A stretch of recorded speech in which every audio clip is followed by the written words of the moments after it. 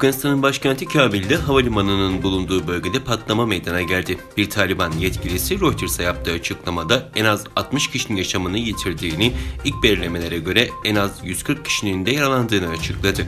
ABD'li bir yetkili de patlamanın nedeninin ilk raporlara göre bir intihar saldırısı olduğunu söyledi.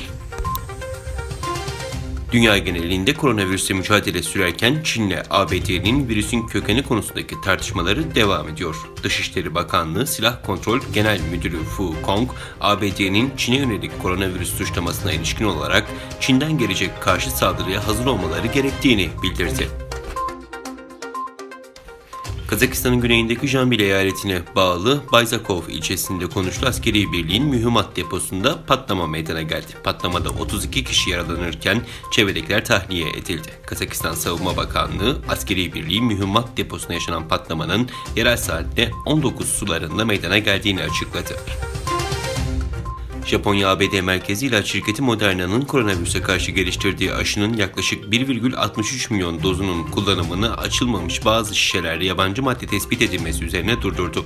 Japonya Sağlık Bakanlığı'ndan yapılan açıklamada birden fazla aşılama bölgesinden açılmamış Moderna aşı şişelerinde kirlenme tespit edildiğine dair bilgi alındığı kaydedildi. TİKA tarafından Kazakistan'ın başkenti Bişkek'te inşa edilen 72 yatak kapasiteli Kırgız-Türk Dostluk Hastanesi'nde hasta kabulü başladı.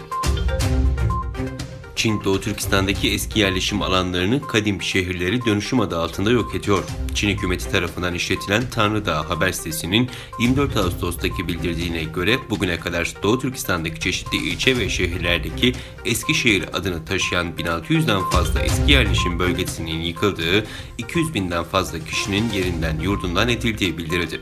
Gözlemciler bunun Çin Komünist Partisi'nin siyasi amacına uygun ve kasıtlı olarak yürütüldüğü sistematik soykırımın bir parçası olduğunu, amacınsa daha fazla Çinli yerleşimcileri bölgeye getirmek için zemin hazırlamak olduğunu kaydetti. 1071 yılının 26 Ağustos'uydu. Malazgirt Meydan Muharebesi ile Selçuklu hükümdarı Alparslan büyük bir zafere imza attı. 950 yıl önce Bizans İmparatoru Roman Diyojen'i yenen Alparslan, Anadolu'nun kapılarını Türklere açtı. Tarihin seyri değişti.